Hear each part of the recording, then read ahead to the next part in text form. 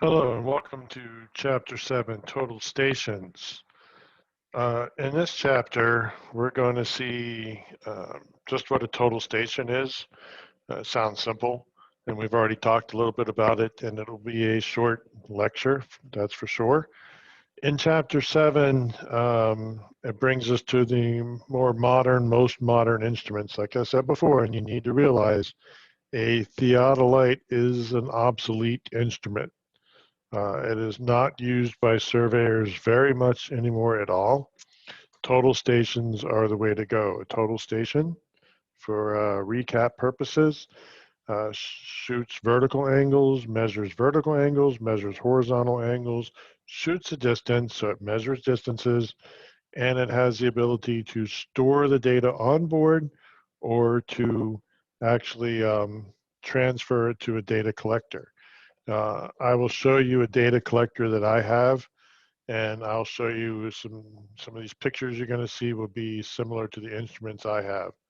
So I'm going to go ahead and start the screen share, and hopefully be no sneezing in this lecture and no messing up the screen share and having to repeat myself.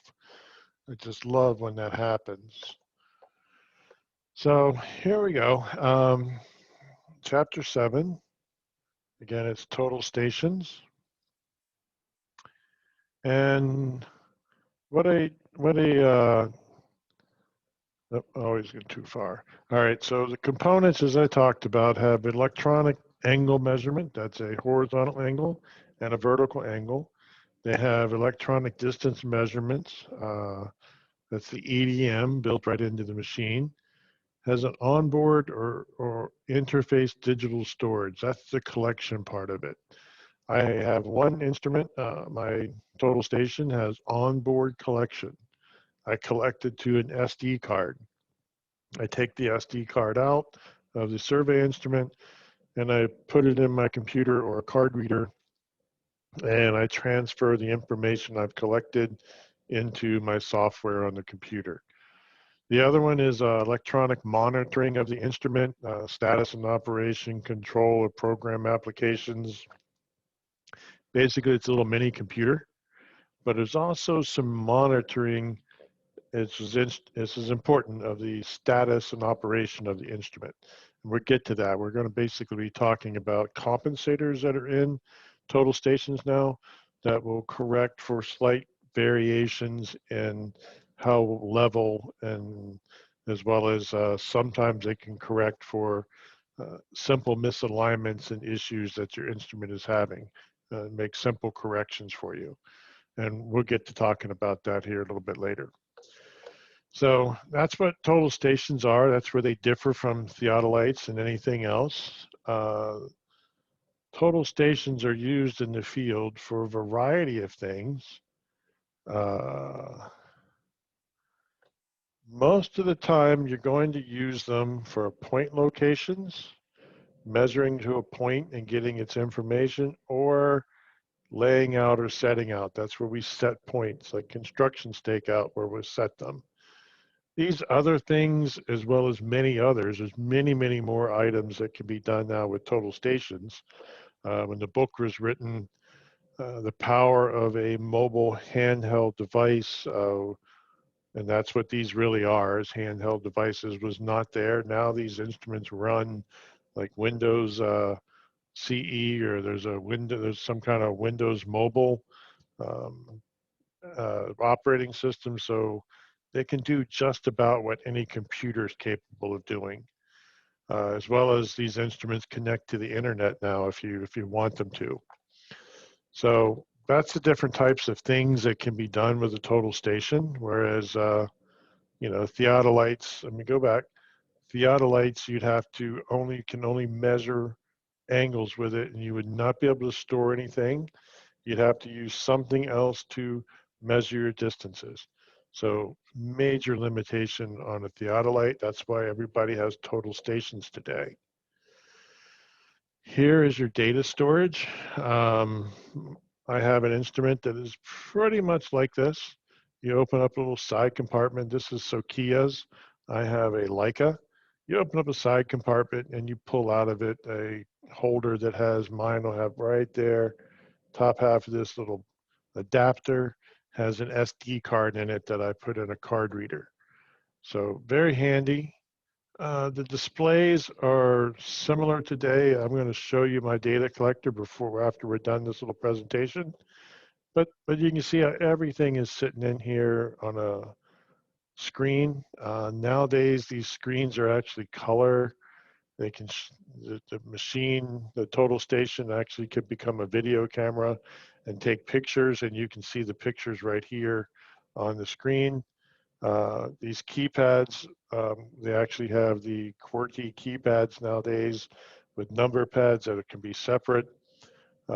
Various functions and programs tend to be able to run from keys like this, these function keys, but this is a pretty old interface. This interface here is probably in the range of 20 plus years ago, which is fine. The technology is still similar and it gets the point across. To keep things accurate and level, you got to keep things level, but the accuracy has really changed for us. We used to have an actual level vial, like you'd have mercury in the vial and you move it around and you'd see where you are and see how level you are. And the guns still have that, but it's just a quick guide. This is what you really look at. My instrument has both of these on it at the same time. I have this little display that shows me how close I am to being level. And then I get electronic numbers behind it like this. So this particular one, while it looks like it's right in the middle, is off by 2 seconds in one direction, 5 seconds in the other direction. That's X and Y. And that's not bad. That's really not that bad. You might be able to get it just a little bit better than that. One of the things that I talked about was these compensators. So when you're not perfectly level or your gun, the machine is a total station, I call it a gun. Surveyors call these guns because they shoot distances and it's just what we call them. So I'll go back and forth using the different names. But when you use your total station and you don't have it set up perfectly or it's not built perfectly, as you actually spin it around, you think, and let me zoom in here, you think you're lined up right here where it says true. This light gray line, that's what you intend to be set up, and that's where your instrument intends to spin around on. However, it's not perfect and you can't set it up perfect. So really it spins on some other plane like this. And that's where the compensators come in to be. That will correct from here, the dark line that you're spinning on, and put you back on the light line where you want to be. So it gives you this correction. They call it here, this right here underneath there, Y. It shows you that correction. The instruments also have a series of corrections you can run to correct a multitude of things. Again, with not just the angular and the tilting, but also like the alignment of the scope in the middle. There's a lot of things that you can continue to measure and track and adjust and fix on the modern total station. And it's something I do weekly. I run my gun through these different parameters, and the computer inside the instrument will make little adjustments to allow for my instrument to be more accurate. When you're using a total station, one of the things you have to work with is codes. You need to describe what you're locating, and you're not going to write down big, long descriptions of things. So you come up with these various abbreviations.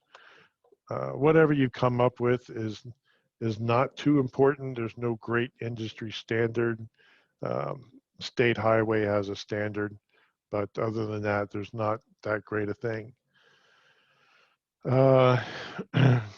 Here, it's called an electronic guide light. We're going to get to this here in a second. I think I got a different slide coming up. These motorized total stations. So it's not doing a great job, but let me go back. So what you have, and your book shows a picture of one. I thought I was going to have I saw it in here someplace. let's see. Your book shows a picture, and bear with me.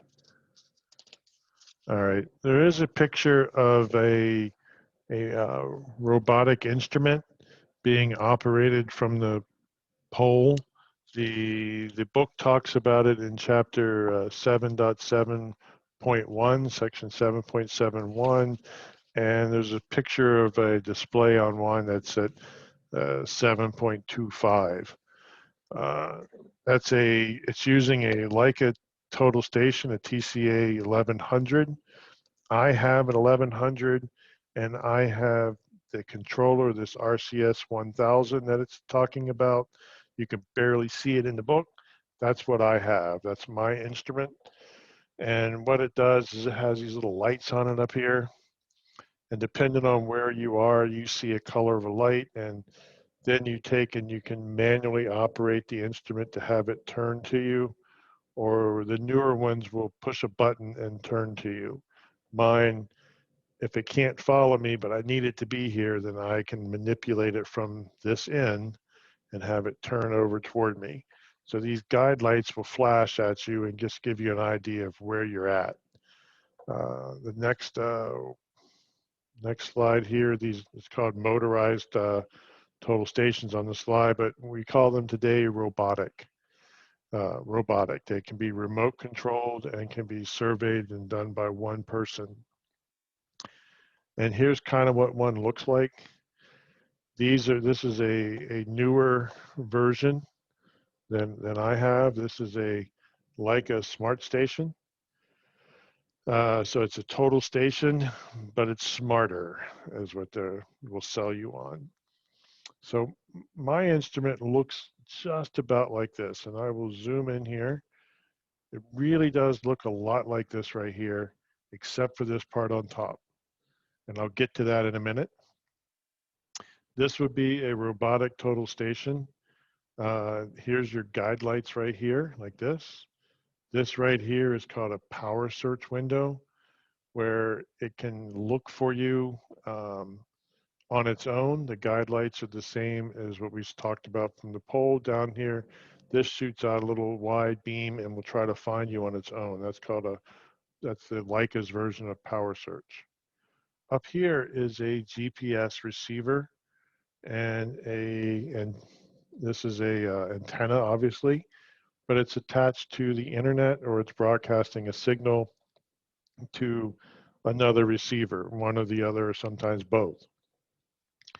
So my instrument doesn't do this. I have separate GPS receiver that has an internal modem in it, just like a cell phone, and connects to the internet and does certain things for me. Here, this acts like a base station. You can receive satellite signals right on top while this thing is spinning around. This thing holds its position, and you're constantly measuring from satellites at the same time you're measuring things on the ground. Very handy. My next instrument will probably be capable of doing this. Whether or not I get one that does it is a different story. You're looking at probably $25,000 for a survey instrument that has this capability, or actually does this. Not the capability. The capability is probably in the $15,000, $18,000 range, but another $8,000 to $10,000 to put one of these on top. So we're talking a lot of money, but they're very, very handy, very useful. And I said this would be a shorter lecture, so I do want to end it here quickly. This right here is my data collector, and you get an idea.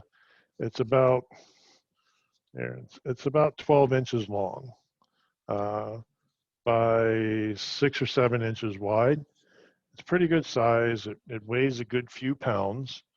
And what I want to show you on it, if I can get it still and focus, is that you actually have number keypads up here. And you have a regular typewriter keypad down there. This particular one on the end of it here is a camera. It also will shoot a distance. So I can do a couple different things with it.